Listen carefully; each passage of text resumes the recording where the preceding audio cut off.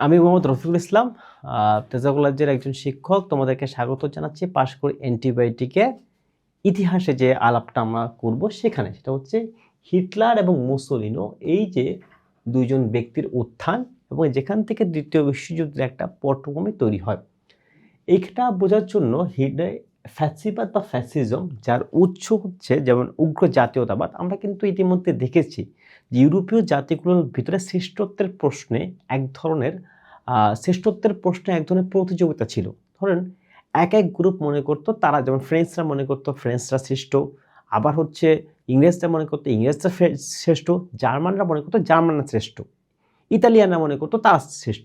তো এই জায়গা থেকে প্রথম বিশ্বযুদ্ধ পরবর্তী সময়ে যখন কিনা অক্ষ শক্তি, মানে বেসিক্যালি হচ্ছে এই যে জার্মানি ইতালি যখন যুদ্ধে হেরে যায়, তখন সেখানে এক ধরনের বেকারত্ব, মুদ্রাস্ফীতি এবং ভার্সাই সন্ধিতে জার্মানিকে যেভাবে অপমান করা হয়, সে জায়গা থেকে এক ধরনের এক ধরনের ক্রাইসিস হচ্ছে এই ইতালি, মানে এই মুসোলিনির ইতালি এবং হিটলারের তৎকালীন জার্মানিতে দেখা যায়।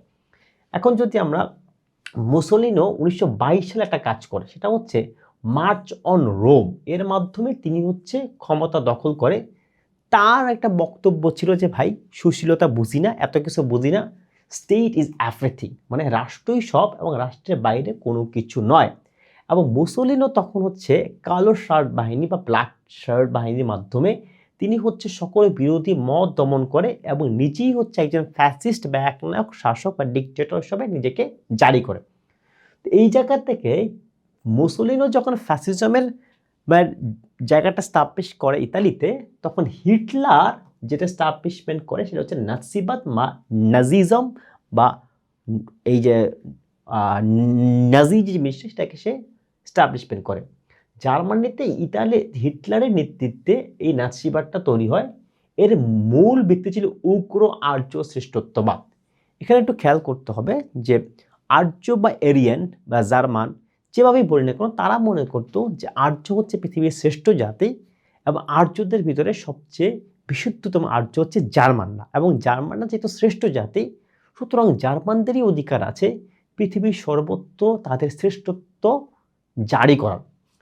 সো এবং তিনি তার শ্রেষ্ঠত্বকে জাহির করতে গিয়ে দেখলেন যে তার শ্রেষ্ঠত্বের পিছনে সবচেয়ে বড় বাধা হচ্ছে তৎকালীন জিউসরা বা ইহুদিরা। তো এই জায়গা থেকে যখন আর্য শ্রেষ্ঠত্ববাদকে তারা স্টাবলিশমেন্ট করে, তারা পাশাপাশি আরেকটা বিষয় তারা বিদ্বেষ তৈরি করে বা বিরোধিতা তৈরি করে, সেটা হচ্ছে ইহুদিদের অস্তিত্বের প্রশ্নে। এবং হিটলারের একটা গুরুত্বপূর্ণ বই ছিল মেইন ক্যাম্প, যেটা হচ্ছে জেলে থাকাকালীন সময় হিটলার লেখেন, যা কিনা তার এই আত্মজীবনী পরবর্তীতে ন্যাৎসিজম বা উগ্র জাতীয়তাবাদ অথবা এই যে আর্য শ্রেষ্ঠত্ববাদ অথবা ইহুদি বিদ্বেষের ক্ষেত্রে এক ধরনের বাইবেল বা একটা মহান গ্রন্থ হিসেবে তারা বিবেচিত হয়। 1933 সালে হিটলার বেসিক্যালি হচ্ছে জার্মানির চ্যান্সেলর হন, মানে প্রধান হন, এবং ভার্সাই সত্যির শর্ত ভেঙে তিনি জার্মানিকে আবার সামরিকভাবে কি করেন, শক্তিশালী করেন।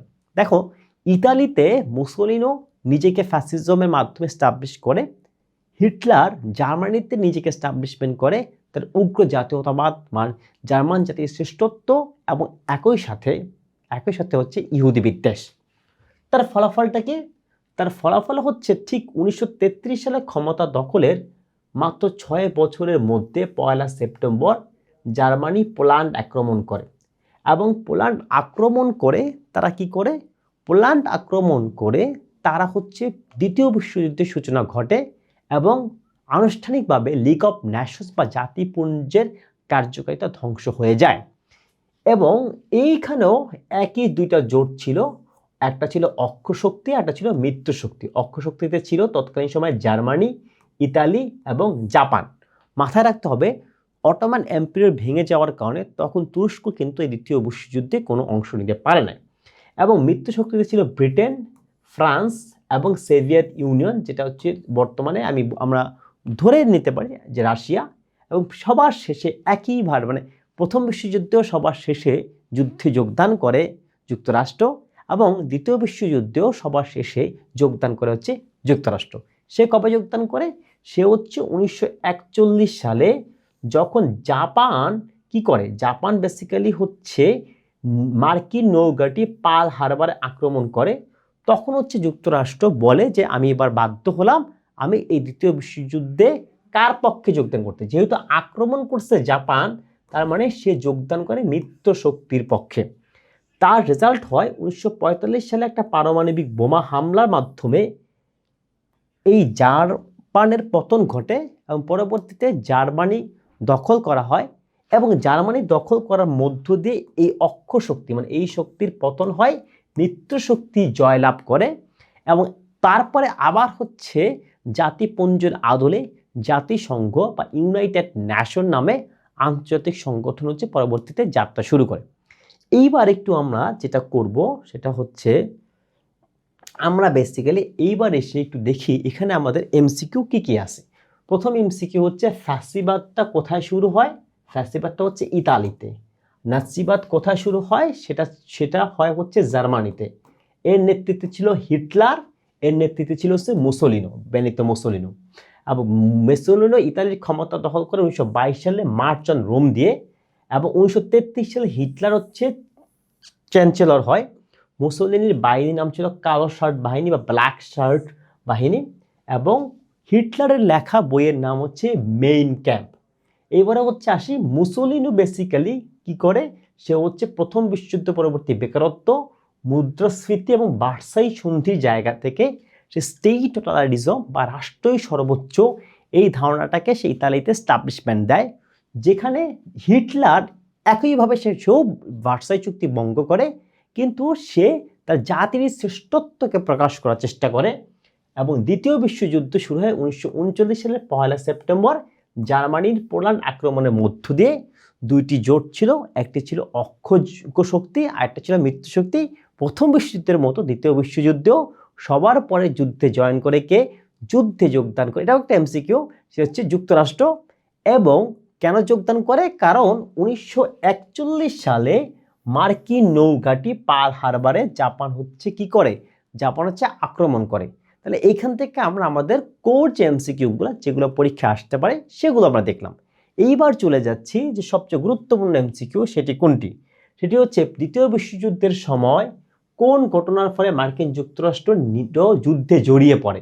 সেটা কোনটা, সেটা কি মার্চ অন রোম, না পার্ল হারবার আক্রমণ, ইয়াস জাপানের পার্ল হারবার আক্রমণের মধ্য দিয়ে।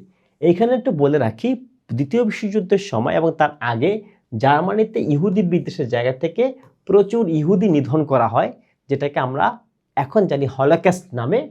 এবং এই প্রশ্নটা আমাদের খুবই গুরুত্বপূর্ণ। আশা করি এই যে 14 বা 15টা প্রশ্ন আমরা আলাপ করলাম, এখান থেকে আমাদের পরীক্ষার জন্য আমরা একটি প্রশ্ন পেয়ে যেতে পারি বলে আমরা আশা করছি। আর এই আলোচনা মানে দ্বিতীয় বিশ্বযুদ্ধের আলোচনা এই পর্যন্তই। সামনে যে ভর্তি পরীক্ষাটা আছে, আশা করি এখান থেকেই হচ্ছে এই পরীক্ষায় তোমরা প্রশ্ন কমন পাবে। পাশ করে সাথেই থাকো, পাশ করে সাথে তোমাকে নিজেকে প্রস্তুত করো পরবর্তী পরীক্ষার জন্য।